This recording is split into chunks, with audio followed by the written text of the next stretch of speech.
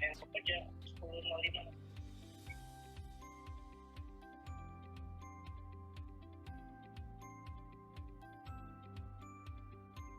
Sebentar lagi kita akan mulai, masih menunggu dan konfirmasi dari satu speakers kita, Bapak Ibu.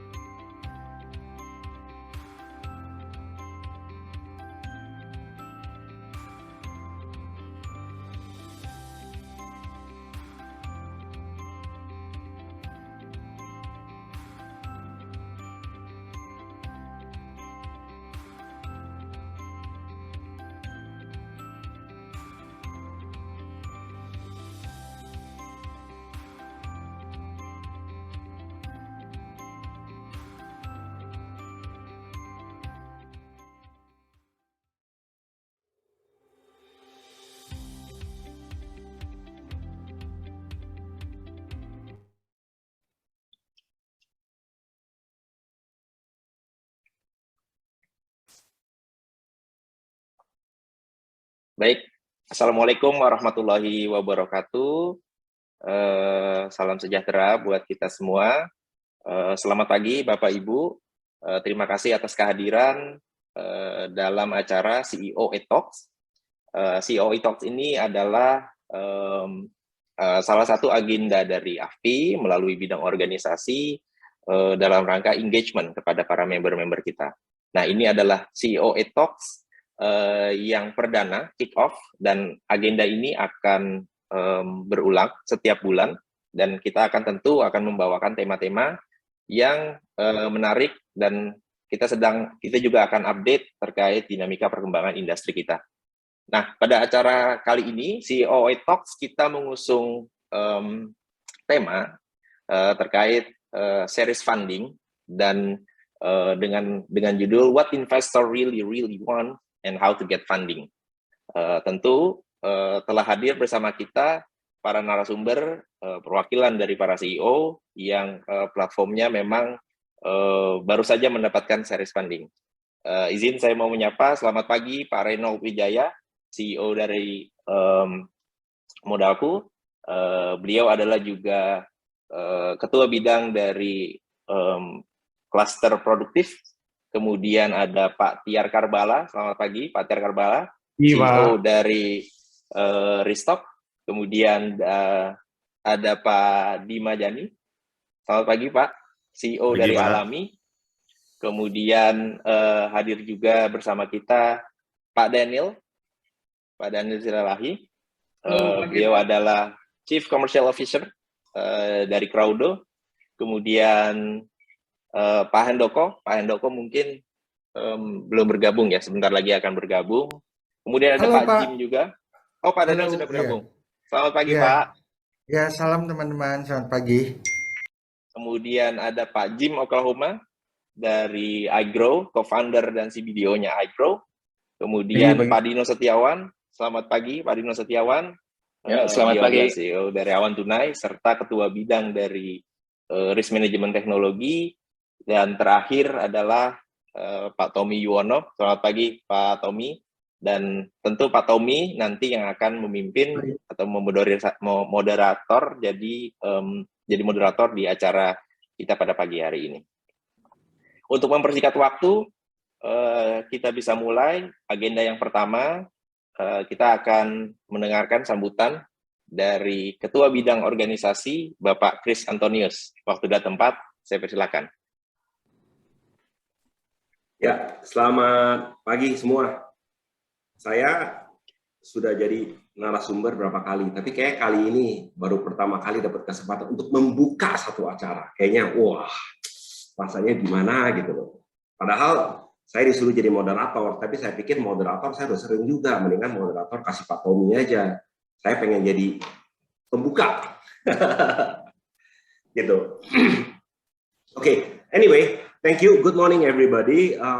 Asal muasalnya acara ini sebenarnya sebelum kita yang bulan lalu Rakernas sudah sempat kita bahas bahwa sebenarnya kan tugasnya bidang organisasi kan justru untuk mengumpulkan aspirasi-aspirasinya teman-teman, biar bisa lebih saling kenal dan kemungkinan apakah ada kemungkinan kolaborasi segala macam. Nah, tapi kan sayang sekali dengan kondisi pandemi ini kan kita juga jarang bisa bikin acara kumpul-kumpul. Nah, sekarang dengan kondisinya yang sepertinya sudah membaik, kita rasa udah waktunya lah untuk bikin acara seperti ini. Nah, kebenaran kemarin ini pas lagi Rakernas juga ada CEO dari PT mana saya nggak ingat, dia juga sempat bilang pengen ada kesempatan untuk lebih kenal ke member-member. Nah, sedangkan untuk teman-teman mungkin di sini yang mungkin kadang terinvolve, mungkin kadang nggak terinvolve, kita ini di pengurus saja, pengurus terbatas, yaitu artinya cuma ketua-ketua, seminggu sekali pasti ada phone call untuk diskusi. Tapi itu kan cuma dibatas oleh 8 atau 10 orang doang. Belum lagi mungkin sebulan sekali, 2 bulan sekali ada meeting-meeting antara semua pengurus. Tapi itu pun juga cuma terbatas dengan 30 orang doang. Nah, tapi apakah member-member lain rasa ter-engage? Sebenarnya menurut saya justru kurang. Ini adalah tugasnya kita untuk bisa mengimprove kinerjanya kita. Nah, jadi ini adalah acara pertama. Nah, tadi udah disebut narasumber satu persatu. Contohnya ya kalau dari narasumber 7-8 orang aja, Tommy karena wakil ketua di bidang organisasi, saya juga udah sering komunikasi dengan Pak Tommy. Walaupun selama 2 tahun belum pernah ketemu.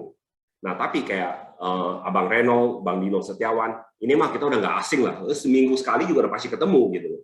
Ya kan? Tapi yang lain, saya pun juga belum punya kesempatan untuk ketemu dan perkenalan lebih dalam. Kecuali saat itu lagi bantuin, mungkin ada teman-teman di sini PT-nya ada sebagian yang saya bantuin untuk audiensi ke OJK untuk pengajuan izin gitu. Selain itu jarang kita ter-engage gitu. Jadi makanya menggunakan kesempatan ini untuk lebih saling kenal dan kasih kesempatan untuk teman-teman untuk bisa jadi narasumber, sharing-sharing session. Jadi jangan yang jadi narasumber tuh selalu dari pemimpin terbatas, hanya dari tim-tim humas doang. Saya selalu bilang tim humas itu tugasnya sebenarnya adalah mendapatkan kesempatan untuk aktif, member yang aktif jadi narasumber di acara-acara yang diorganize oleh asosiasi lain, perusahaan-perusahaan lain, virtual visi-visi lain kalau lagi ada acara. Tugasnya mereka adalah untuk mencarikan kesempatan itu.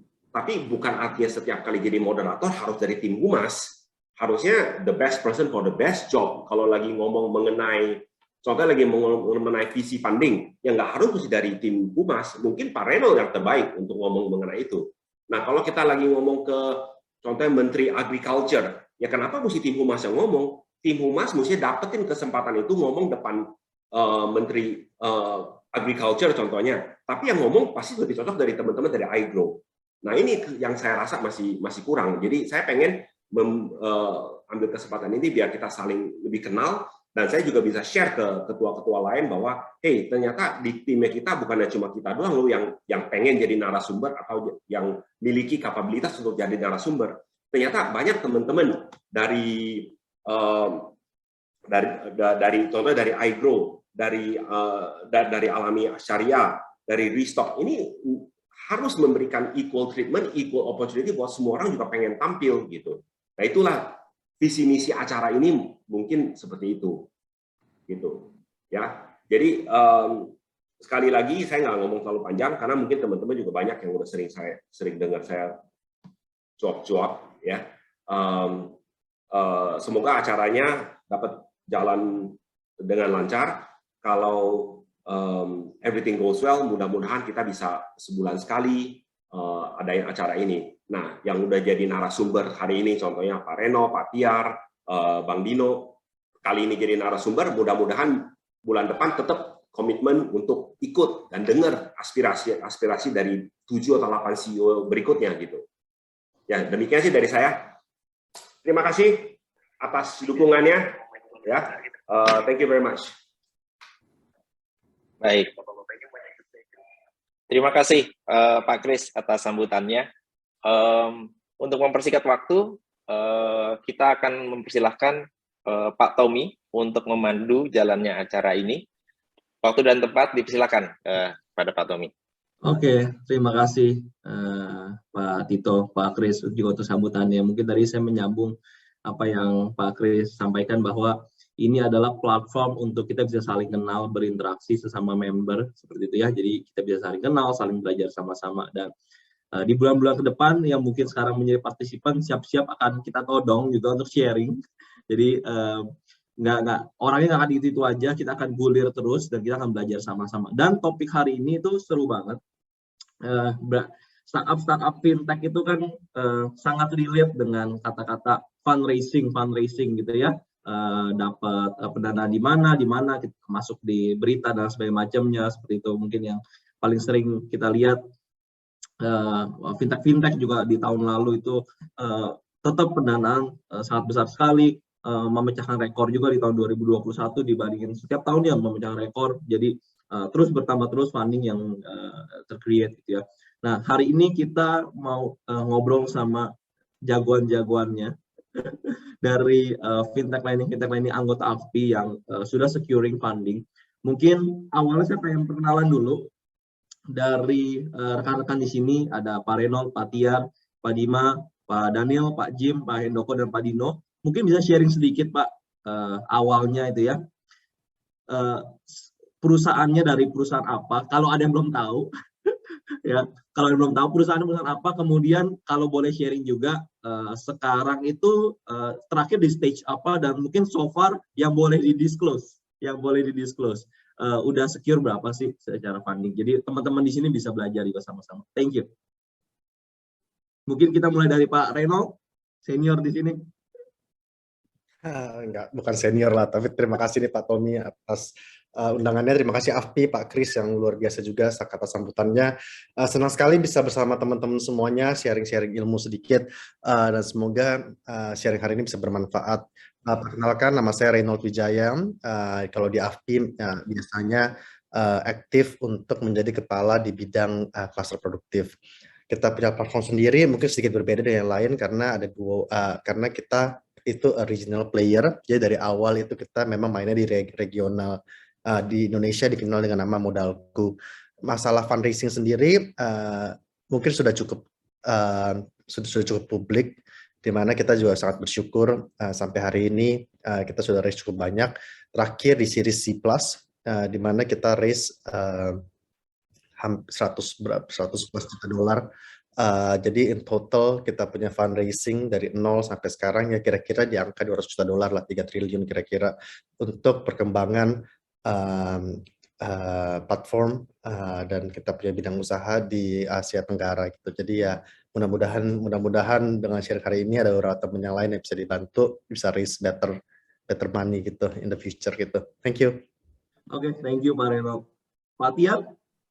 Ya, selamat pagi semuanya. Perkenalkan, nama saya Tiar Nabila Karbala. Saya sekarang menjadi CEO dari Restock ID. Jadi, basically kalau Restock itu kita bergerak di bidang productive loan, dan memang dari segi produk itu kita memiliki produk yang unik ya, yang kita sebut sebagai inventory financing gitu, di mana kita fokus banyak membiayai modern SMEs atau SME yang mereka itu banyak jualan di dunia digital atau e-commerce. Jadi memang secara konsep sebenarnya seperti itu. Nah, kalau berbicara masalah funding, sebenarnya mungkin bisa dibilang kita ini yang fundingnya paling apa ya, bisa dibilang kayak paling kayak cabe gitu, dalam artian kayak kita masih anak bawang di sini, dalam artian kayak dari segi equity sebenarnya fundraising kita tahun lalu dengan jumlah yang memang nggak begitu besar, tapi kita memang fokusnya lebih kepada kita ingin nge-build sebuah bisnis di mana kita bisa self-sustain sebenarnya. Dalam artian kayak kita mencoba untuk goes into a profitability stage. Lebih ke situ sih sebenarnya arahnya. Jadi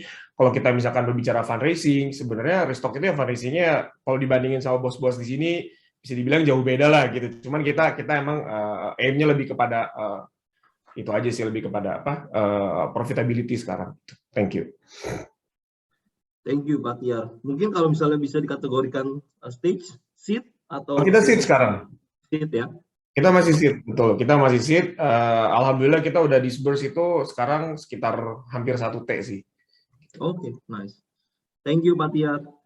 Pak Dima, mungkin boleh share sedikit Pak Dima. Halo, selamat pagi. Assalamualaikum semua.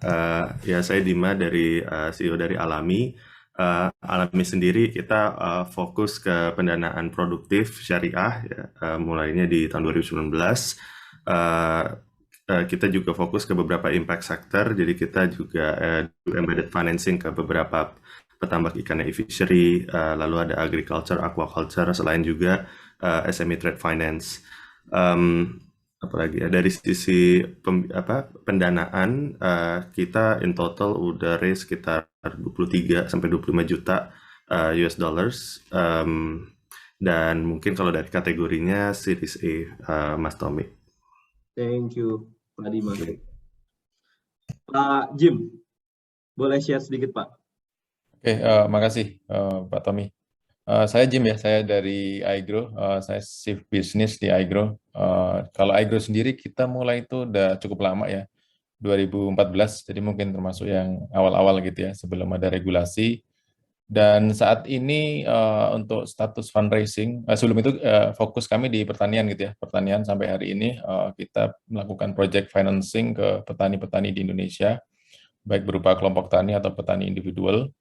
Dan untuk fundraising sendiri kita mungkin agak unik ya, karena kita seed fund dulu di 2016-17, seed fund yang nilainya mungkin nggak besar karena masih di seed. Tapi di tahun lalu kita diakuisisi gitu oleh Link Aja. Jadi mungkin agak beda karena kita nggak terlalu banyak sih experience di fundraising, karena dari awal kita cenderung bootstrap, jadi profitability sejak awal. Dan kebetulan tahun lalu kita bergabung di Link Aja sebagai salah satu bagian dari ekosistemnya Link Aja. Mungkin gitu dulu Mas Tommy, nanti kita bisa ngobrol lagi. Thank you Pak Jim. Undisclosed ya nilainya? Betul nih, nilai belum bisa bilang. Ngetes aja Pak Jim. Siap, siap. Oke, Pak Hendoko boleh share Pak Hendoko. Ya, halo teman-teman. Ini kali pertama nih bareng-bareng teman-teman AFPI di acara roundtable seperti ini.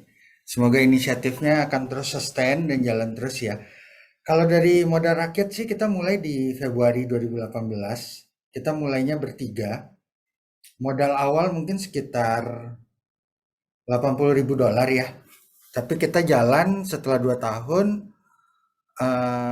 Kita ada strategi merger. Kita merger dengan ekosistem payment yang lebih luas. Jadi kalau secara fundraising, kita mungkin fundraisingnya one round doang, sekitar $1 juta. Setelah itu kita merge, dan selanjutnya sejak 2020 yang melakukan fundraising itu lebih ke parent company ya. Jadi kita sudah tergabung di Fast Financial Group. Kalau secara grup sendiri fundraisingnya till date itu sekitar $80 juta, mungkin sekitar 1,3 triliun. Mungkin dalam waktu dekat series C-nya juga akan di-announce. Ya, kalau dari modal rakyat sih seperti itu. Kalau kondisi profitability secara di grup kita termasuk unit yang sudah profit dari 2021. Kalau space yang kita tap lebih ke general SME ya. Kita nggak melabelin misalnya kita mau spesifik di agriculture atau di FMCG, kita lebih ke fokus kepada financial ratio dan kemampuan bayar. Kalau emang SME-nya eligible kita akan masuk. Lebih seperti itu. Terima kasih Mas Tommy. Thank you Pak Hendoko. Pak Daniel boleh share Pak? Ya oke, Pak Tommy thank you. Sebelumnya sorry nih kamera saya nggak ada trouble. Thank you juga Pak Chris untuk openingnya. Saya Daniel dari Crowdo. Jadi kalau Crowdo kita fokus di productive sector dan juga untuk sekarang ini kami fokusnya ada dua ya, let's say. Jadi kita ada trade financing dan juga yang kedua itu kita ke ESG sectors. Jadi itu yang kami fokusin untuk selama 2 tahun ini, sudah sejak tahun lalu. Dan kalau dari sisi funding round sendiri, Crowdo Indonesia itu kita masuk tahun ini kita masuk ke Series B dan kemudian secara holding Crowdo itu udah di Series C. Ya, jadi untuk Crowdo sendiri sih memang fokusnya kami dari sisi funding itu lebih ke untuk mendukung penyaluran kredit, jadi bukan equity based untuk tahun ini. Jadi kita lebih ke sisi lender lah, let's say, gitu. Terus kalau Crowdo sendiri ya syukurnya kita sejak tahun 2020 kami sudah profit dan juga sekarang kita manage profitnya dan semoga di tahun ini juga lebih bagus lagi karena COVID juga udah semakin bisa di-handle, jadi semoga industri juga semakin bagus di tahun ini dan tahun berikutnya. Itu dari Crowdo, Pak Tommy, thank you.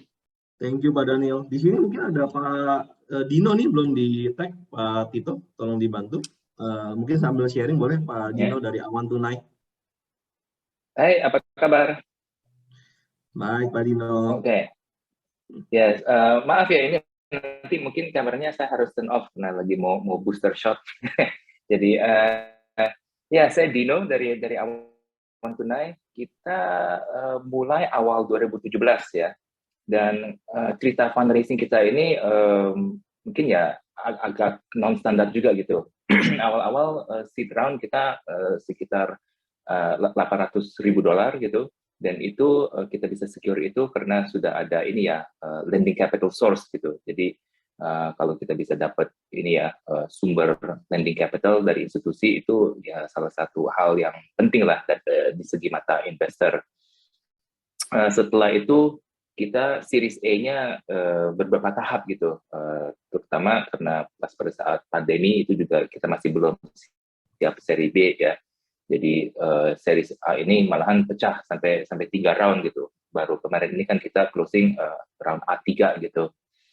Jadi secara jumlah kita raise-nya sekitar $23 juta lah dari 2017 sampai sekarang. Dan Awan Tunai ini kita berfokus di produktif, khususnya fokus di FMCG dan sembako ya. Jadi kita bicara warung kelontong, grosir, distributor, sampai kadang-kadang kita juga naik ke upstream ya, petani-petani kecil gitu. Jadi kita hanya fokus di FMCG sama sembako, tapi full stack. Itu sih dari kita. Oke, thank you Pak Dino. Ya, jadi di sini menarik ya. Ternyata ada perbedaan juga, ada yang mulai dari early stage di sini, mulai dari seed, series A sampai yang udah sampai C+ di sini ada. Jadi untuk partisipan di sini kalau ada pertanyaan nanti bisa lengkap pertanyaannya, mulai dari yang early stage sampai yang C+ ada semua di sini. Mungkin saya mulai dari yang early stage dulu kali ya, dari mungkin Pak Dino atau Pak Dima nih yang masih di series E, belum sampai di series C, berarti kan raising fund yang awal-awal itu masih belum lama dari sekarang. Apa kira-kira sebenarnya Pak yang diinginkan oleh investor untuk bisnis model lending ini sendiri di Indonesia? Apa sih ekspektasi dari mereka sendiri untuk perusahaan yang mereka mau invest itu perusahaan yang seperti apa? Mungkin Pak Dima atau Pak Dino mungkin boleh. Mungkin saya duluan ya, tadi kayak Pak Dino masih ada booster mungkin. Boleh Pak Dino. Ya mungkin I think waktu kita kan late comer ya, baru mulai mungkin tahun 2019 lendingnya gitu. Jadi waktu itu mungkin marketnya juga udah mulai saturated dan perlu cari niche tertentu gitu. Jadi waktu itu kita justru able to raise funds karena kita masuk ke niche yang syariah, yang pada waktu itu emang sebenarnya banyak investor masih mikir kayak apa sih bedanya gitu kan, kayak market benar-benar bisa differentiate atau enggak dan lain sebagainya gitu. Jadi itu yang waktu itu kita jadiin thesis kita, dan ya kita buktikan lah itu marketnya memang ada. Terus untuk yang berikutnya, I think a little bit challenging waktu kita raise Series A, karena waktu itu tuh kebetulan pas baru dapat berizin, tapi at the same time lagi COVID lagi parah-parahnya waktu itu, lockdown ya. Jadi story-nya juga a little bit like tough to raise, karena banyak waktu itu yang mungkin investment mereka di portfolio yang lain lagi ngurusin apa namanya borrowersnya dan lain sebagainya gitu. Jadi di situ justru saya melihat, mungkin at least dari pengalaman saya, banyak VC itu yang justru pengennya jangan lending aja deh gitu, perlu di balance oleh other play gitu. Maka waktu itu kita juga akuisisi BPRS gitu ya. Jadi story-nya itu mungkin lebih komprehensif ya in that particular segment ya. Kita fokus ke syariah, jadi lebih end to end, cost of fund-nya juga bisa lebih, hopefully bisa lebih murah dan lain sebagainya gitu. Jadi mungkin karena dua hal ya, market lebih saturated dan momentum COVID kemarin, jadi mungkin demand-nya lebih banyak dari VC gitu, in terms of either the specialty kemana, ataupun juga ya itu yang integrated sama other play kayak banking gitu. Cuman yang nggak tahu sekarang kan marketnya udah lebih normalize ya, jadi mungkin keen to hear from teman-teman di sini juga sih pengalamannya gimana. Itu sih mungkin Pak Tommy dari saya. Oke. Ya, Pak Dino, jadi saya cukup discussion.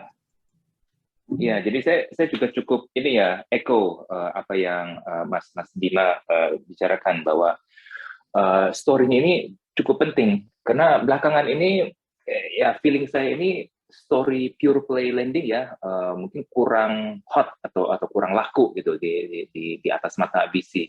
Dan ini mungkin kan dengan sejarah yang terjadi di fintech platform China ya kan banyak banget tuh sudah listing di Nasdaq, itu semua udah ancur-ancuran, udah turun 90%. Jadi persepsi investor ini kadang-kadang kalau dengarnya hanya lending platform gitu, ya itu ada ke bawah-bawah ya masalah-masalah yang P2P besar dari China ya, yang bisa bilang gagal gitu.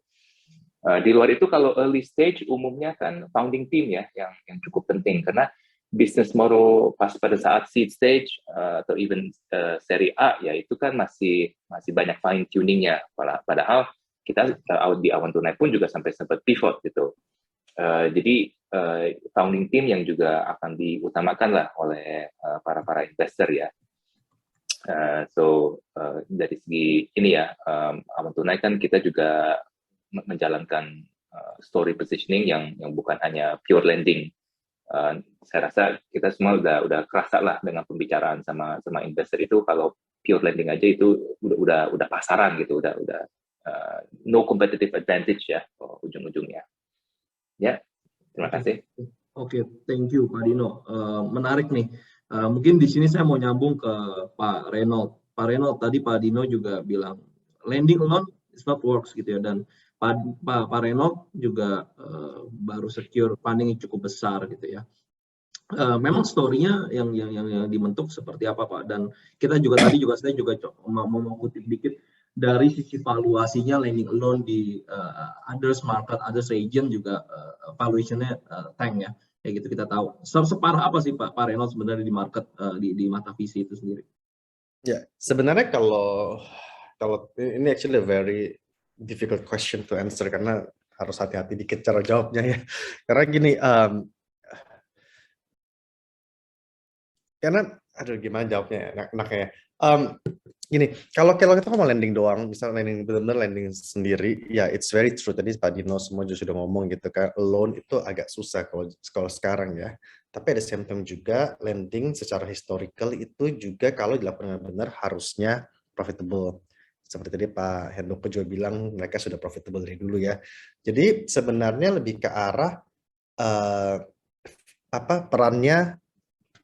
peran dari setiap ini, rather than harus lending, harus ini, harus apa, tapi lebih harus lihat the whole picture. Jadi that's why I'm saying this is a difficult question, because kita harus lihat dari seluruh gambarannya, jangan cuma lihat dari ini ada lending, ada ini, tapi jangan sampai strateginya berantakan. Jadi yang penting itu alignment-nya gitu. Kalau misalnya ada company cuma do lending, tapi dilakukan dengan sangat luar biasa, I would say nggak menutup kemungkinan ya mereka bisa mendapatkan ini ya, mendapatkan kayak funding yang luar biasa ya.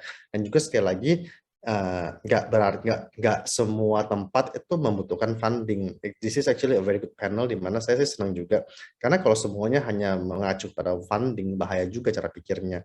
Ada bisnis-bisnis yang memang dibuat untuk buat fundraising untuk berjaya ya. Ada bisnis-bisnis yang dibuat dari awal maunya profitability. Jadi buat mereka valuasi fundraising menjadi less relevant. Makanya ini yang kita harus lihat dulu, jangan sampai gara-gara naksir sama yang lain-lain race begitu besar lantas strateginya main asal dirubah gitu loh. Merubah strategi hal yang wajar di mana kita pribadi kita sendiri secara company juga merubah strategi setelah COVID ya. Di mana kalau kita lihat strategi kita lebih ke arah neo banking sekarang. Jadi lebih ke arah gimana kita bisa melakukan digital financing kepada SME all across Southeast Asia gitu. Tapi nggak berarti, dan salah satu value kita ada regional, tapi nggak berarti orang lain harus do regional. Karena melakukan sesuatu yang regional itu adalah hal yang sangat membutuhkan kompetensi yang berbeda dengan sesuatu yang dibutuhkan untuk saya bikin FMCG doang, atau saya bikin pasar warung doang gitu loh. Jadi saya merasa nggak ada jawaban benar atau salah. Semua tuh benar-benar dilihat dari apa sih aspirasinya, apa yang ingin dicapai gitu. Nah, kalau dari saya pribadi ada 3 kriteria yang buat saya paling teman-teman itu paling penting untuk tentukan gitu. Nomor 1, kalau mau visi funding ya. Nomor 1 adalah memang solusinya itu harus jelas gitu loh, trying to solve a real problem gitu, bukan solusi-solusian gitu. Misalnya kita ngomong payment, ya paymentnya benar-benar dibutuhkan nggak atau nggak dibutuhkan, atau asal-asal doang, atau lendingnya asal-asal doang atau benar-benar dibutuhkan gitu. Jadi itu harus nomor 1 dilihat dulu bener nggak. Nomor 2, kalau mau visi funding atau funding, the total addressable market harus besar. Karena kalau kalian mau dapat visi funding, itu mereka cara mainnya kan kayak main baseball gitu loh. Jadi mereka pengen dapat home run gitu loh. Buat mereka gagal beberapa kali nggak apa-apa, asal ada 1-2 yang home run gitu kan. Jadi kalau dari awal rewardnya kalau kalian berhasil kecil, mereka juga males. Tapi nggak semua bisnis tuh harus rewardnya besar. Contohnya kita bikin restoran.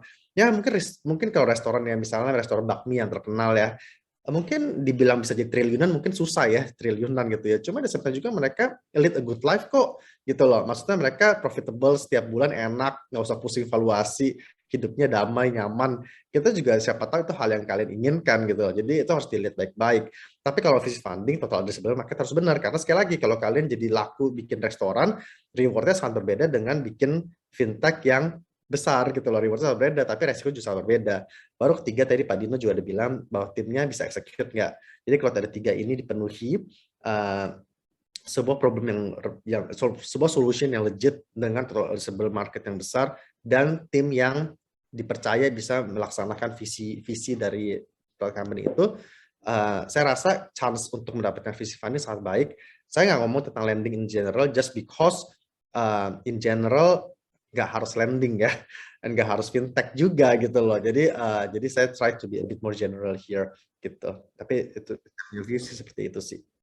Pak Reno sedikit. Tapi kan ini kan kita kan audience kebanyakan kan para CEO dari fintech nih ya. Sebenarnya bisnis fintech itu sendiri bisnis yang membutuhkan funding nggak sih? Funding dari VC nggak sih? Tergantung mau fintechnya apa. Kalau kalian ngomong lending, kenapa lending itu menjadi salah satunya? Sebenarnya is a very profitable business. Harusnya gini ya. A lot of people itu pengen misalnya do other thing than finance dan lending, tapi satu hari pengen lending. Karena lending itu secara historical kalau dilakukan dengan benar harusnya profitable. Cuma ada same time juga lending itu sangat susah. Nggak serta-merta saya mau lending gitu loh. Nah, jadi kalau kita di modalku kebalikannya, kita mulai dengan sebuah fondasi lending yang memberikan kita profitability yang baik, baru kita branch out ke orang lain, ke tempat lain. Ada orang sebaliknya, misalnya bikin ekosistemnya dulu, baru mau ke lending gitu loh. Jadi tergantung ya, setiap orang beda-beda caranya ya. Nah, lending ini itu walaupun harusnya kalau dilakukan dengan baik harus benar, tapi it's a very capital intensive business. That's the problem rather than the burning ya. Bukan masalah kita harus buang duit gitu kayak company, customer facing company gitu ya. Tapi di sana juga it's a very capital intensive business karena sekali lagi nggak hanya kita harus spend a lot more in terms of compliance regulatory ini, juga in terms of modal yang disetor. Mana ada industri lain harus ada modal setor gitu besar gitu misalnya. Atau kita ngomong banking misalnya kan luar biasa banget. Kalau kalian ingin punya banking ecosystem, kalian mau invest di bank, berapa duit mereka punya paid up capital, itu kan besar sekali gitu loh. Dan juga dia punya reserve, misal kalau kalian ingin main balance sheet gitu, lending gitu kan, berapa reserve capital yang harus disiapkan gitu-gitunya, itu yang menjadi sebuah pertanyaan yang harus dijawab. Kalian bersedia nggak untuk invest uang begitu besar hanya untuk lending gitu? Jadi jawabannya ya mungkin seperti itu sih. Oke, wah ini dirangkum dalam beberapa menit, daging semua itu. Thank you. Padahal saya sambung dikit, tadi kan banyak kita ngomong terkait dengan kalau misalnya dijalani dengan profitable pun sangat-sangat bisa gitu bisnis lending ya. Tadi Pak Tiar juga bilang Pak Tiar bisa menjalankan ini dengan profitable di sejak day one gitu, bahkan mungkin ya. Nah, Pak Tiar sendiri memang tidak ada rencana untuk melakukan fundraising lebih lanjut, atau bagaimana dari strategi capital structures dari Restock sendiri? Jadi sebetulnya gini Mas, kita melihat sebenarnya kan kalau dari tren visi itu kan kita kan kalau Restock sendiri kan berdiri bulan September 2019, pertama kali kita register di OJK gitu, di mana sebenarnya kita bisa dibilang yang latecomer juga, bahkan mungkin kita yang paling baru di sini gitu. Nah, kalau kita lihat appetite VC dari tahun ke tahun, dulu itu kan mereka sempat booming fintech, terus juga sempat booming logistik, supply chain, dan kawan-kawan. Nah, sekarang kalau kita perhatiin sebenarnya kelihatannya mereka itu appetite di fintech-nya itu bukan untuk series A atau untuk seed round ya.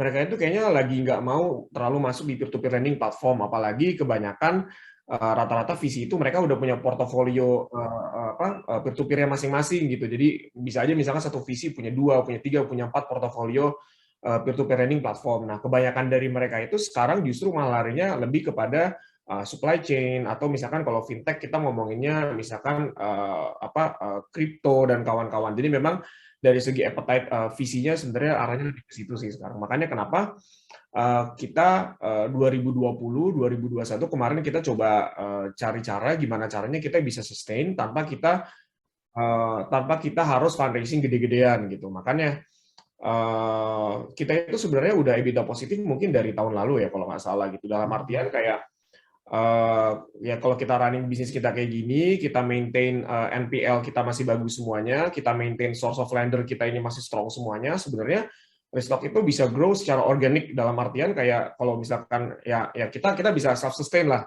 sebenarnya kayak gitu sih. Cuman memang kalau kita berbicara masalah pengembangan teknologi, kalau kita berbicara masalah kita mau punya mobile app, atau kita mau acquire ekosistem, atau kita mau acquire banking platform gitu, otomatis pasti kita akan membutuhkan funding kan ke situnya. Sebenarnya arahnya lebih ke situ sih. Makanya kenapa Restock ini sama mungkin kasusnya juga seperti iGrow, di mana kita ini bisa dibilang di industri ini sesuatu yang unik karena kita melakukan segala sesuatunya ya mungkin karena secara source of capital kita juga memang sederhana ya, jadi kita juga melakukan segala-galanya jadi lebih dalam tanda kutip kayak lebih pelit aja sih sebenarnya kayak gitu.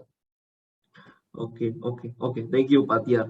Dari tadi kita udah ngomongin funding, dan di sini ada angle yang menarik dua dari Pak Hendoko sama Pak Jim nih, di mana justru akuisisi ya, diakuisisi oleh a parent company atau bigger group gitu ya.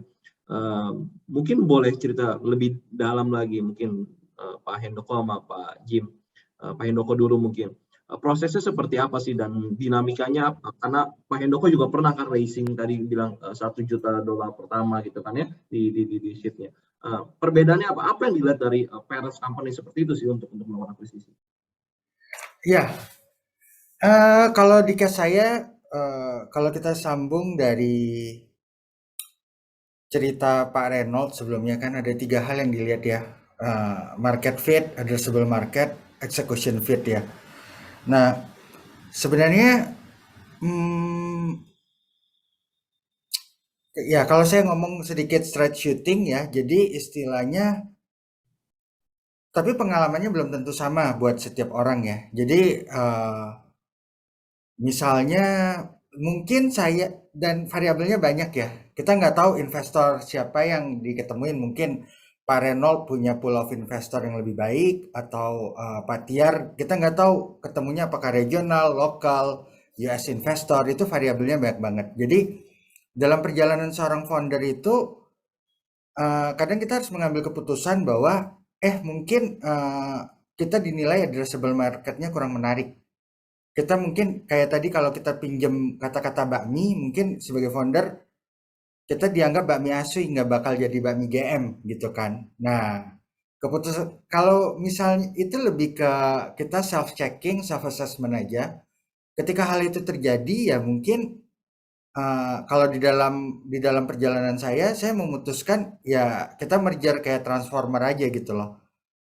Ekosistem yang lebih kuat, sudah punya payment data point, dan actually mereka juga believe sama kita karena kan merger itu nggak mungkin kayak ketemu di restoran, angkat gelas, terus langsung merger gitu ya Pak ya. Biasanya itu ada pilot project yang dinilai berhasil lah. Berhasil dihustle oleh kedua belah pihak dan hasilnya memuaskan kedua stakeholder. Jadi mereka juga lebih berani untuk melakukan merger dan acquisition seperti itu atau strategic partnership. Nah, ya jadi balik lagi kalau di case saya itu kita merasa kita lebih kuat kalau bergabung dibanding kita berjalan sendiri-sendiri gitu. Jadi ya kalau secara modal rakyat sendiri kalau kita balik lagi ke 3 variabel itu DNA kita lebih kuat di execution fit. Dengan merger itu lebih memperluas addressable market lah. Kalau kita simplifikasi ya, jadi 3 variabel. Oke. Thank you, Medco. Pak Jim gimana Pak Jim? Apa yang dijual gitu ya dalam proses akuisisi ini? Kalau Pak Hendoko bilang execution fit dan juga piloting project di awal. Kalau dari Pak Jim sendiri gimana? Di-acquire oleh Link aja. Terima kasih Pak Tommy. Mohon maaf saya matikan kamera, saya kebetulan juga lagi mau booster vaksin sama kayak Pak Dino tadi.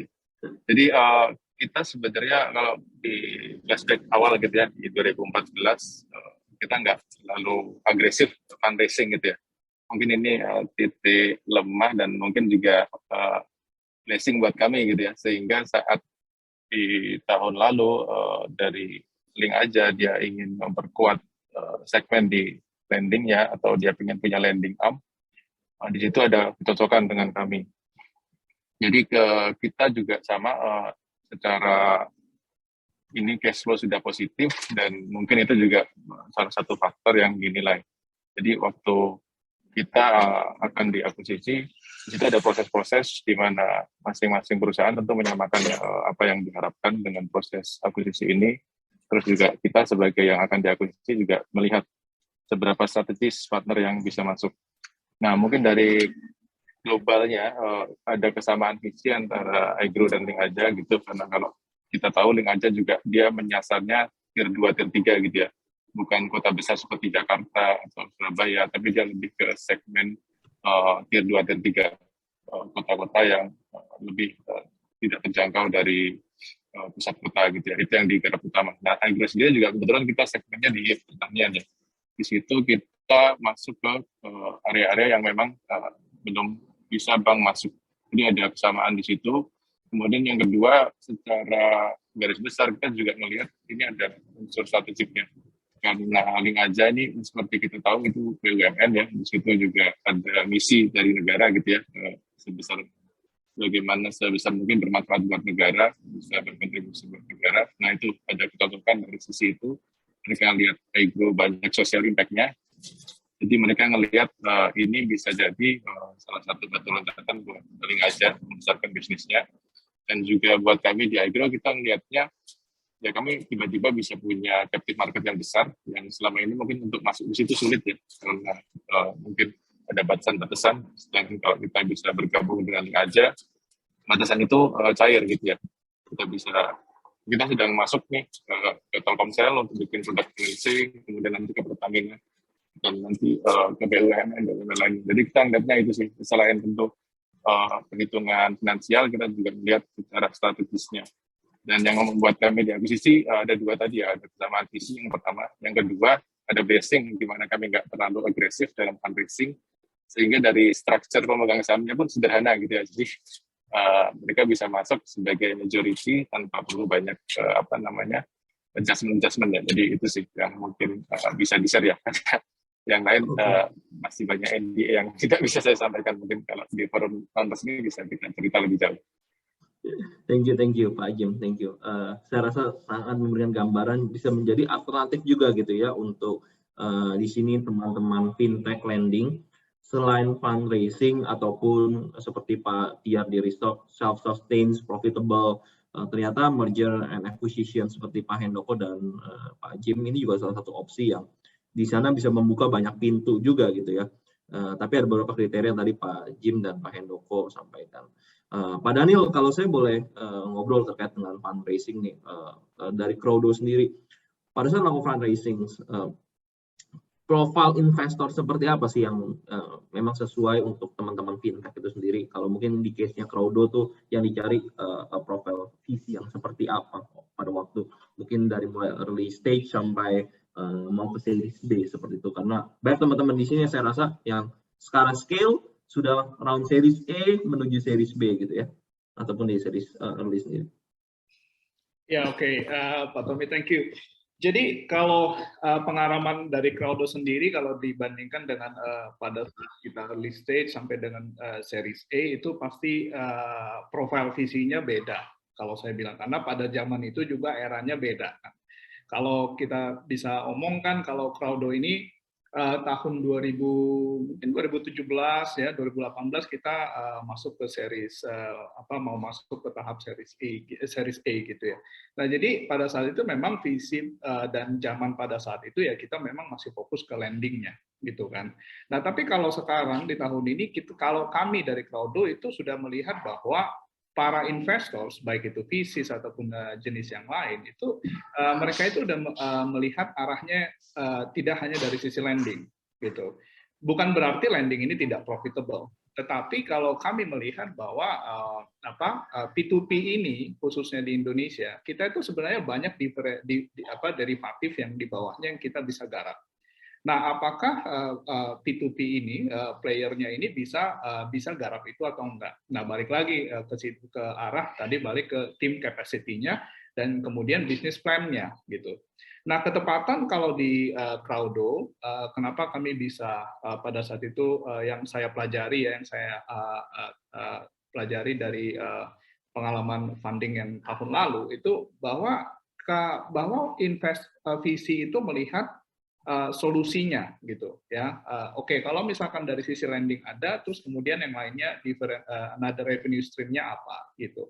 Nah, ketepatan di Crowdo juga kita ada di 2 negara lain gitu kan. Nah, jadi memang kemampuan kami sebagai tim di Crowdo itu bagaimana merge link network yang ada di Crowdo dan network users yang ada di Crowdo itu menjadi penting, Pak, gitu. Nah, jadi visinya melihat itu, dan kemudian yang kedua juga melihat bahwa profitability itu sudah penting ya kalau kami lihat gitu ya, karena memang tadi seperti yang speaker sebelumnya sudah jelaskan bahwa ada memang bisnis yang profitability itu bisa nanti gitu, strateginya beda-beda gitu. Nah, tapi kalau sekarang mungkin berdasarkan pengalaman dari negara-negara lain seperti di China, P2P itu kan besar kemungkinan dia crash, let's say ya, di negara lain gitu kan. Nah, jadi makanya visi itu lebih hati-hati untuk melihat bahwa oke, ini P2P-nya sudah profit atau belum, atau kalaupun misalkan belum profit, maka profitability plan-nya itu seperti apa. Itu yang kami di Crowdo yang saya tangkap ya di tahun lalu, dan di tahun ini juga tambahan poin berikutnya adalah solusi baru yang ditawarkan oleh P2P. Jadi kita memang nggak bisa hanya tetap di satu lending aja, tetapi juga another solutions gitu untuk users yang udah ada gitu, Pak. Oke. Pak Daniel, thank you. Saya balik lagi ke di sini ke Pak Reynold ya. Pak Reynold, kalau misalnya kita mau cari tahu nih dari sisi investor mana sih yang cocok buat fintech kita, itu kriteria seperti apa sih, Pak Reynold? Wah, kalau ngomong ini gampang-gampang susah, to be honest. Sebenarnya yang lebih problem adalah supply versus demand ya. Just because kalau kita ngomong misalnya ya, makanya saya bilang nggak semua company harus pikir mau fundraise, harus coba pikir yang lain juga, strateginya mau dibawa kemana. Karena sekali lagi, misalnya kita di fintech ada 100 yang terdaftar kan, tapi kan visi di Indonesia itu nggak nyampe 100 gitu loh. Jadi otomatis tidak mungkin dari 100 dapat visi gitu loh. Jadi itu yang harus lihat realita di lapangan bahwa berapa visi yang ada, intinya apa. Nah, kalau kita tanya visi yang bagus, jujur, kalau kita ngomong secara general, ya apalagi fintech adalah industri sudah agak lama ya, bukan sesuatu yang baru. Misalnya kalau sekarang kan lagi ngetrend social commerce, gitu, ngetrend banget kan. Coba fintech kan trennya berapa tahun yang lalu gitu loh. Jadi kebanyakan dari visi itu sudah melakukan investment. That's the problem. Rather than visi mana yang bagus. Jadi saya rasa hanya sedikit visi yang memang mau di fintech dan belum melakukan investasi di fintech. Jadi itu yang mau coba dilihat. Nah dari sanalah yang saya rasa bisa diambil. Karena sekali lagi kalau misalnya visinya sudah invest di perusahaan A, mungkin susah buat visinya melakukan investasi di perusahaan B. Gitu loh, mungkin bukan tidak mungkin, tapi mungkin lebih susah gitu. Jadi itu selalu dilihat visi mana yang masih belum melakukan investasi fintech. I think angkanya to be very fair sangat sedikit ya. Itulah alasan kenapa better check mana yang berapa yang available. Carilah visi yang masih belum melakukan itu. Saya nggak tahu ada berapa dan silahkan gitu. Rata-rata semua visi baik lah gitu rata-rata. Jadi dari segi chance supply dan demand itu sendiri. Untuk yang early stage, teman-teman early stage, chance-nya malah jadi lebih kecil dibandingin mungkin kalau misalnya mencoba itu di tahun-tahun yang sebelumnya, saat fintech masih boom gitu Pak Reynold ya? Bisa dibilang secara direct, iya ya. Just because bukan berarti yang early nggak baik ya. Saya nggak pernah berasumsi seperti itu ya. Saya cuma bilang kita ngomong. Mungkin alternatifnya jadi lebih ke yang lain, mungkin tadi kayak self-sustain profitability atau merger acquisitions kayak Pak Jim gitu ya. Betul, lebih ke arah begitu ya, harus coba cek alternatif. Sekarang sekali lagi, misalnya Pak Tommy nih punya visi nih, Pak Tommy udah taruh di platform A, terus platform B datang, mungkin nggak taruh, susah kan. Simple itu, and most visi pasti punya portfolio di fintech already gitu loh. Jadi buat yang baru, dan you need to see apa yang mereka nggak punya gitu loh. Misalnya visi A nggak punya X, ya coba cek lah, cobalah ditonjolkan X itu. Mungkin visi B nggak punya Y, jadi mungkinlah pas ke visi B coba tonjolkan Y-nya. Walaupun kalau kayak gitu jadi it's all over the place ya, kalau beda visi, beda strategi ya. Jadi sekali lagi, I think paling benar adalah be very careful what you want gitu loh. Dan jangan karena mau visi lantas merubah semuanya jadi amburadul ya.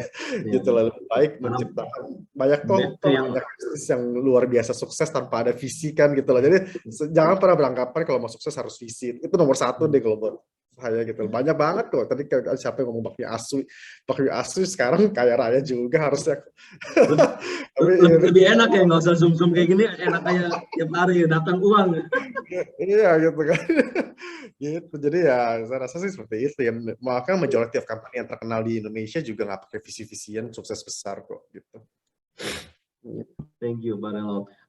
Pak Dima, ini kan kalau alami lebih niche ya ke syariah market. Apakah ada perjalanan tertentu yang berbeda dari segi profil visinya, dari sisi penawarannya, story-nya gitu, ataupun bahkan dari sisi tim yang mungkin perlu dimiliki untuk success story melakukan fundraising untuk fintech syariah, Pak Dima? I think udah pasti PR-nya lebih panjang ya, karena balik lagi gitu kan, nggak usah visi gitu, kita aja juga kadang-kadang bingung gitu bedanya apa sih gitu kan, kalau ketemu CIMB sama CIMB syariah nih, ini apa sih bedanya gitu kan. Jadi emang literasinya itu kayak untuk yang syariah kan memang di Indonesia juga masih sangat rendah, jadi apalagi visi gitu, dia pasti mungkin due diligence-nya agak sedikit lebih panjang, dan mungkin nggak semua yang visi yang tertarik ke lending space atau ke fintech itu juga paham dan tertarik juga gitu. Jadi ini tuh creates a more challenging fundraising environment ya. Jadi either yang tertarik banget, wah ini niche banget ya, blue ocean gitu kan, technically like not competing with the conventional players gitu. Tapi ada juga yang benar-benar kayak karena saking blurnya jadi kayak udah gue nggak tertarik dari awal kayak gitu sih.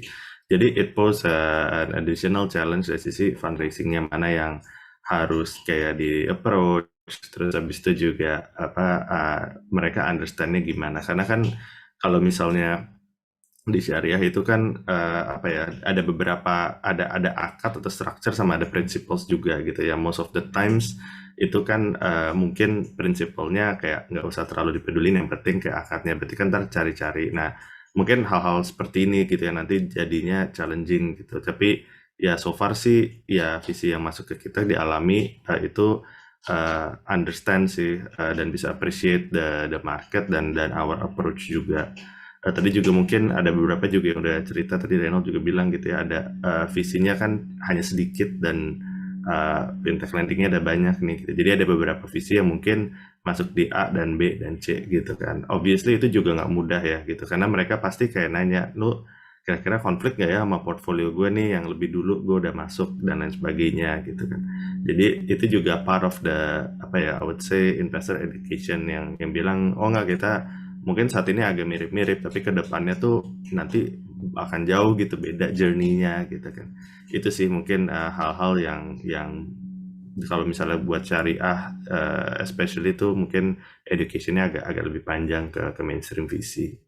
Kalau dari tim enggak sih, kayaknya biasa aja, apalagi kan di Indonesia ya mungkin Muslim population-nya banyak gitu ya. Jadi I think in terms of adding team, senior management, apa segala macam gitu, mungkin nggak terlalu that challenging. Mungkin beda halnya kalau kita ntar expand ke market yang mungkin Muslim population lebih kecil gitu dan sebagainya. Dan kita juga open sih, ada beberapa juga yang beragama lain gitu ya, asal sebenarnya ya tujuannya sama aja, mau ngegedein company. I think we're fine with that gitu. Itu sih Mas Tommy. Thank you, Mas Dima. Kalau dari sisi tadi profil visinya sendiri, apakah ada profil visi tertentu yang memang tertarik dengan syariah lending gitu ya, syariah fintech lending? Apakah contoh misalnya dari region tertentu gitu, seperti dari Timur Tengah atau gimana? Atau sebenarnya sama aja dari let's say dari US lain pun oke juga? Gitu. Ya so far sih kita visinya nggak ada yang spesifik kayak misalnya syariah fund dan lain sebagainya. Kita ada beberapa angel investor from the Middle East juga, tapi kalau dari sisi yang VC itu sih enggak. Nah, kalau gue ngelihatnya sih justru there's an angle misalnya dari Middle Eastern money, tapi itu lebih ke LP-nya si VC itu gitu. Jadi kayak VC-nya sendiri sih enggak gitu, tapi mungkin beberapa LP-nya itu mungkin ada ketertarikan gitu, karena family offices di Middle East tuh udah kayak sovereign wealth fund sendiri gitu, kayak billions of dollars gitu, dan mereka tuh kayak ada yang dedicated maunya syariah aja gitu, ada beberapa hundreds of millions of dollars gitu, cuman memang jauh ya marketnya dan sangat berbeda. Jadi itu juga proximity-nya, makanya banyak GP yang atau VC yang cari LP di sana juga gitu sih. Dan I think one of the story ya mungkin bisa bawa cerita syariah di Indonesia itu sih. Oke. Jadi ada angle-angle seperti itu dari LP-nya ya, Pak Dima. Mungkin untuk rekan di sini sebagai pengetahuan general juga, LP itu adalah berarti investor kepada visi-visi tersebut, begitu ya Pak Dima ya? Iya betul, singkatan limited partners ya. Oke. Iya, di sini juga saya sudah membuka sesi tanya jawab gitu ya.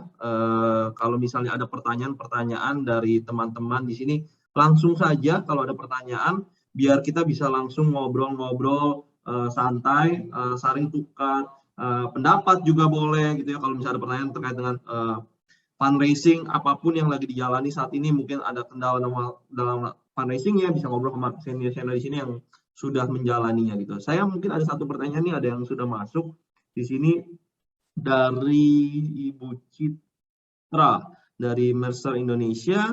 Terima kasih atas penjelasannya. Saya ingin bertanya, pada saat fundraising seperti yang teman-teman saat ini hadapi, apakah yang menjadi fokus perusahaan pada stage ini? Jadi mungkin fokus company-nya sendiri itu pada saat fundraising itu apa sih? Apakah ada yang membedakan pada saat stage fundraising sama enggak? Mungkin di sini saya mungkin mau nanya ke Pak Daniel. Pak Daniel ada, mungkin bisa dibantu jawabannya.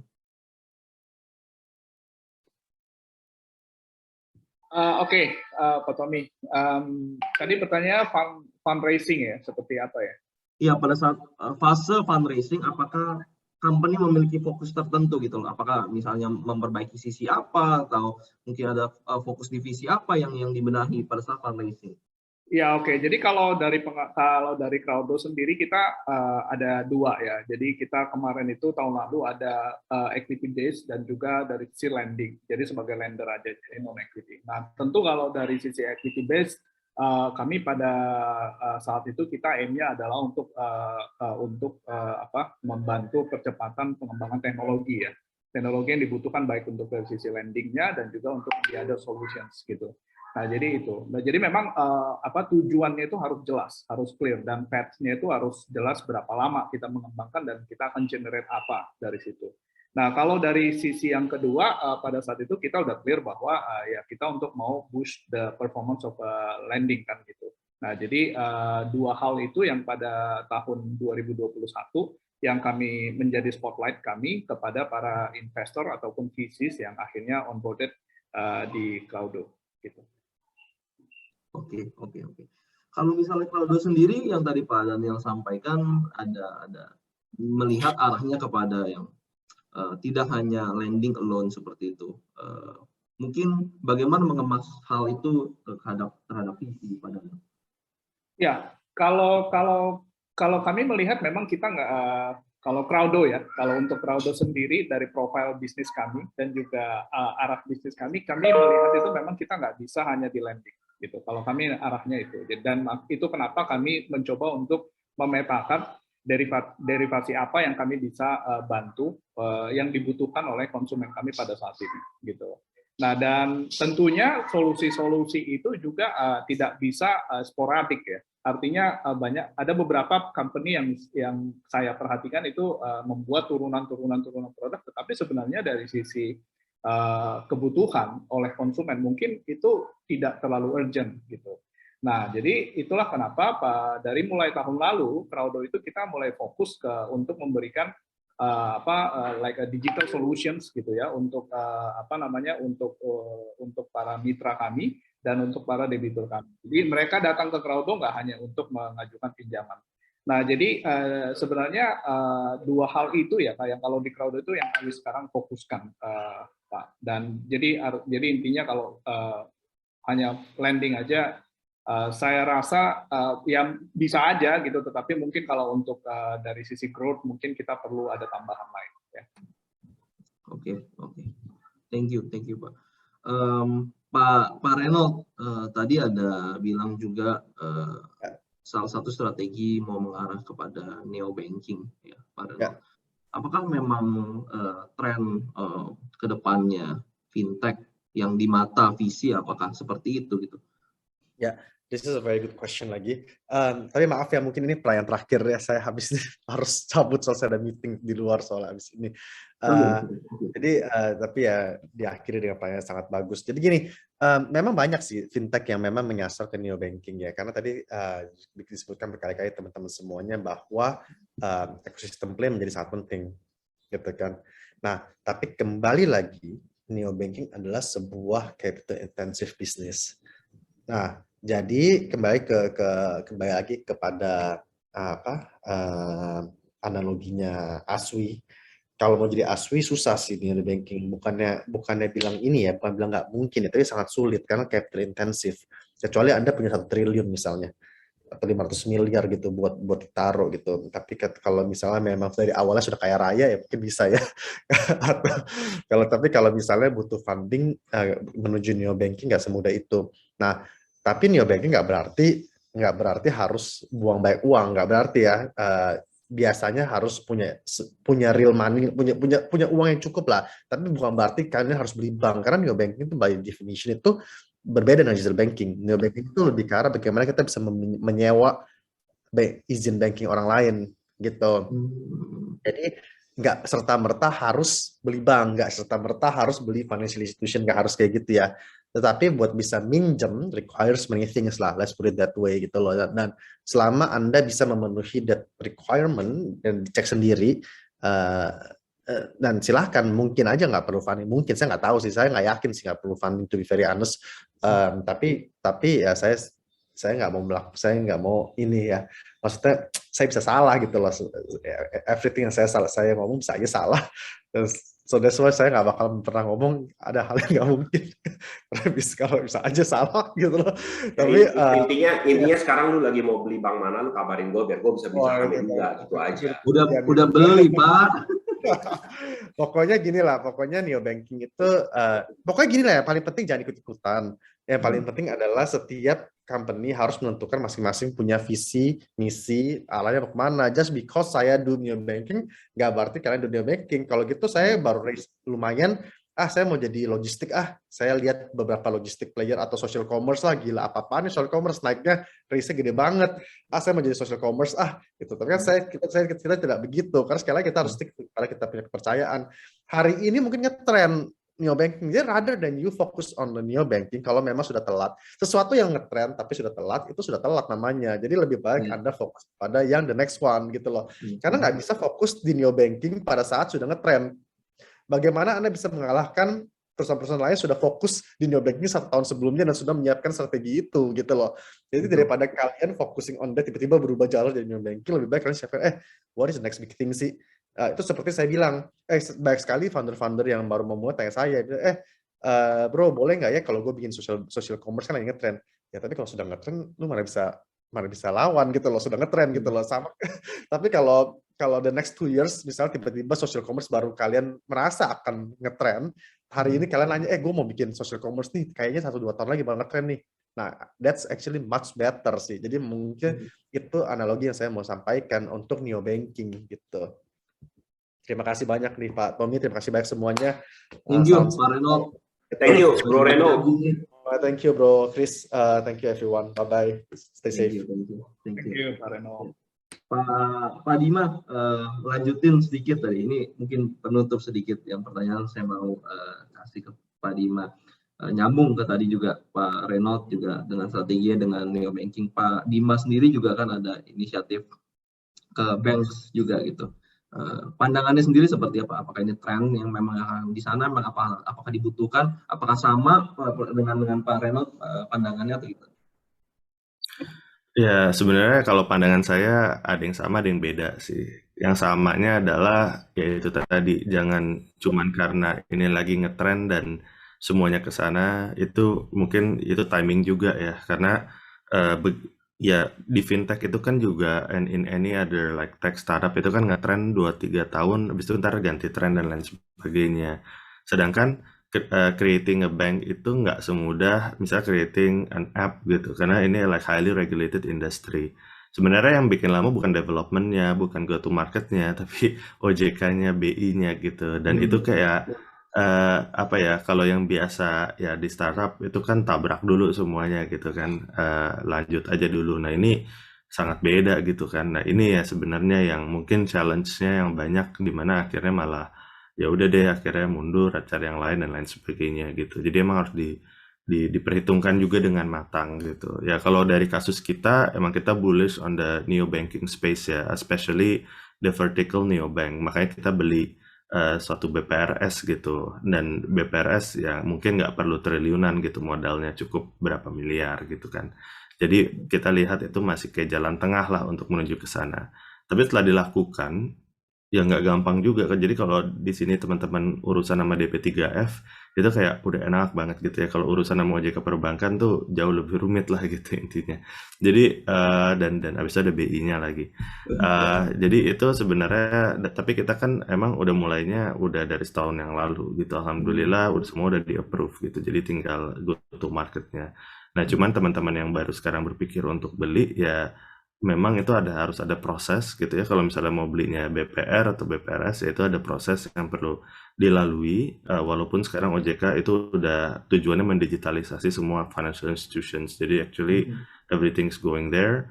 Tapi kalau misalkan mau beli bank umum juga ya yang jatuhnya nanti investment, ya itu obviously ada pros and cons-nya juga lah gitu kan, terkait produk yang bisa ditawarkan, kerjasama, mau barengan, mau kongsi apa mau sendirian gitu kan, supaya bisa lebih kontrol product development dan lain-lain sebagainya gitu. Jadi banyak consideration-nya menurut saya gitu. Nah, I think kalau teman-teman di sini bisa ya come into a conclusion, a very compelling business case, dan bisa manage like all of the the process with OJK sama regulator dan BI itu dengan cepat dan nggak ketinggalan wave-nya, I think it's something yang bisa diconsider, karena dengan punya bank itu otomatis kan cost of fund-nya jatuh. The problem with ini kan kebanyakan mungkin teman-teman P2P nggak ngambil spread gitu, kalaupun ada spread juga mungkin masih rada mahal gitu kan. Nah, cuma dengan punya bank itu kan cost of fund pasti turun drastis kan. Nah, itu sebenarnya yang bisa bikin lebih sustainable, bahkan ya pricing-nya nanti bisa turun juga gitu dari lending-nya gitu. Itu sih mungkin yang bisa di-consider. Jadi dari sisi capital, yes, kalau mau bank umum itu ya triliunan tadi, tapi kalau misalnya mau masuknya ke yang BPR gitu, walaupun ada beberapa limitation, I think nggak perlu triliunan, bisa miliaran. Prosesnya tapi sama aja panjangnya sih. Oke. Thank you Pak Dima. Ya, saya rasa itu untuk menutup diskusi kita. Thank you banget semuanya di sini. Pak Reno tadi, Pak Dino juga tadi sempat join. Di sini ada Pak Tiar, Pak Dima, Pak Jim, Pak Daniel, dan juga Pak Hendoko yang udah sharing banyak banget. Saya mungkin summary sedikit aja gitu ya. Dari awal terkait dengan topik kita, untuk investment, what investor really want gitu ya, dan pertanyaan mendasarnya adalah apakah kita butuh funding.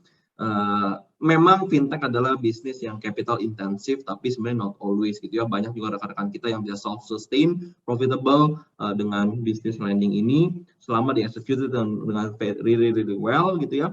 Dan bagaimana untuk mendapatkan investment sendiri, tren yang ada saat ini, beberapa mengambil langkah seperti mengambil niche market, dan story itu sangat penting karena lending alone udah not works kalau dengan visi saat ini, dan pendekatan yang end to end dari sisi supply chain lending itu sendiri, kemudian executing team, founding teamnya sangat-sangat penting, dan juga tapi dari itu semua juga dari satu dimensi harus sangat-sangat kuat, mau dari sisi timnya, mau dari sisi story-nya, mau dari sisi marketnya, itu juga harus sizable. Kemudian juga, tapi kalau syariah sendiri malah lebih longer process and more challenging karena banyak VC juga tidak paham dari si structure-nya.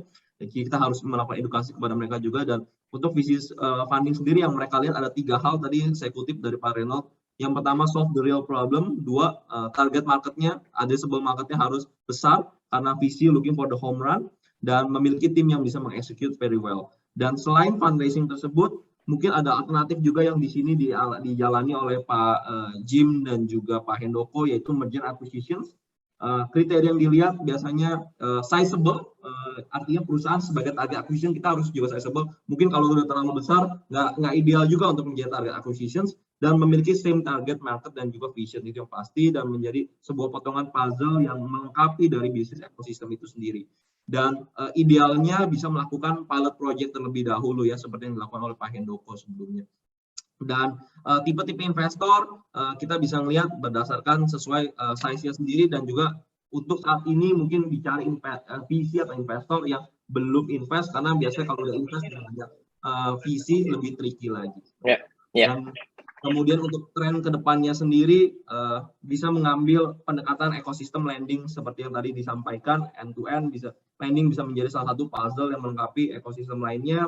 Kemudian melakukan neo banking seperti yang dilakukan oleh Pak Dima dan juga Pak Reno, dan juga untuk teman-teman lending yang ingin self sustain sendiri itu tidak masalah karena bisa mencapai profitability juga. Jadi itu juga menjadi sesuatu yang nggak buruk sama sekali. Seperti mungkin tadi analogi yang berkali-kali disebut yang bikin kita lapar karena udah mau makan juga, analogi bakmi aswi tadi.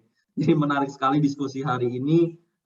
Dan saya tutup mungkin tadi dengan apa yang saya quote juga dari Pak Reno, apa yang sudah terjadi atau tren yang sudah terjadi itu sudah pas ya sudah pas gitu ya. Dan kedepannya kita cari lagi tren yang lain kalau misalnya untuk melakukan fundraising sendiri, karena kita tidak bisa memaksakan juga apa tren yang sudah lewat ya sudah lewat seperti itu. Terima kasih sekali lagi untuk semua rekan-rekan di sini yang sudah berpartisipasi, para CEO semua, juga para partisipan yang sudah menyimak dari awal hingga saat ini. Semoga diskusi ini bermanfaat dan bisa memberikan juga gambaran terhadap rencana fundraising ke depannya para fintech lending di Indonesia. Sekian dari saya, dan saya kembali lagi ke Pak Tito. Thank you. Baik, Terima kasih Pak Tommy sudah memandu jalannya diskusi ini, CEO Talk ini. Sangat menarik dan terima kasih juga kepada para narasumber. Bapak Ibu, sebelum kita akhiri acara, kita akan persilahkan kepada Pak Kris Antonius untuk memberikan closing remarks. Persilahkan Pak Kris. Oke, thank you so much para narasumber dan Bro Tommy ya sudah memberikan conclusion yang sangat-sangat detail. Saya hanya pengen nutup dengan beberapa pemikiran yang mungkin a little bit different, a little bit controversial, bahwa tadi yang Pak Tommy sempat bilang, what are the things that needs to be done untuk meng-raise, dapetin investor interest segala macam, itu menurut saya, with or without investor interest, those are the right things to do to manage a company. Jadi whether or not the ultimate aim is to get investor interest, investor funding, tetap harus melakukan do the right thing. Kedua yang seperti tadi Renaud sempat bilang, funding should not be the only escape, the only target. Gitu. There's a lot of ways to define sebuah perusahaan atau seorang punya sukses. It doesn't mean it has to be funding. Ya, saya ambil contoh. Ini mungkin my closing statement aja sih. Saya ambil contoh Lionel Messi. Everybody knows who he is, the most successful football player, gaji tertinggi di dunia dan lain-lain. Tapi saya pernah baca satu report di mana sebenarnya kesuksesannya Lionel Messi itu ada dampak negatif kepada ekonominya Argentina. Di mana anak-anak yang lahir tahun 2000-an ke atas, itu nggak ada yang mau sekolah, nggak ada yang mau kerja, nggak ada yang mau cari skill, everybody just wants to play football. In fact, parents-nya pun juga maunya anaknya main football because everybody hopes that anaknya bakalan jadi the next Lionel Messi. But unfortunately, dari jutaan orang, there can only be one yang sukses. So what happened to the rest? Right? Nah, itu mungkin dari saya aja sih. Jadi jangan cuma lihat suksesnya, tapi mesti lihat proses-prosesnya gitu. So again, dari saya itu aja. Hopefully semua bisa mendapatkan sukses based on masing-masing punya definisi. Don't let other people define what a success should be for your own company. Oke, dari saya itu aja sih. Baik. Terima kasih Pak Kris atas closing remarks-nya. Dengan closing remarks dari Pak Kris, maka berakhir pula acara kita. Sekali lagi, terima kasih kepada para narasumber, Pak Tommy, Pak Renaud, Pak Tiar, Pak Dima, Pak Daniel, Pak Handoko, Pak Jim, Pak Dino Setiawan, atas materi yang telah disampaikan, diskusi yang telah disampaikan. Tentu agenda ini, agenda CEO Talk ini akan kita lakukan di setiap bulan dan akan kita bawakan topik-topik yang relevan dan topik-topik yang memang update terkini industri peer-to-peer lending. Dari saya, sekian, saya akhiri acara ini. Terima kasih sekali lagi. Assalamualaikum warahmatullahi wabarakatuh.